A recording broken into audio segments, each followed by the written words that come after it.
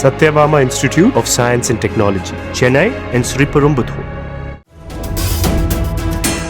திருத்தணி முருகன் கோவில் தங்கும் விடுதியில் பணியில் இருந்த ஊழியரை தாக்கி கல்லா பெட்டியில் இருந்த 30,000 ரூபாயை பறிக்க முயன்ற 3 போதை இளைஞர்களில் ஒருவனை போலீசார் கைது செய்தனர். மேலும் 2 தேடி வருகிறார்கள்.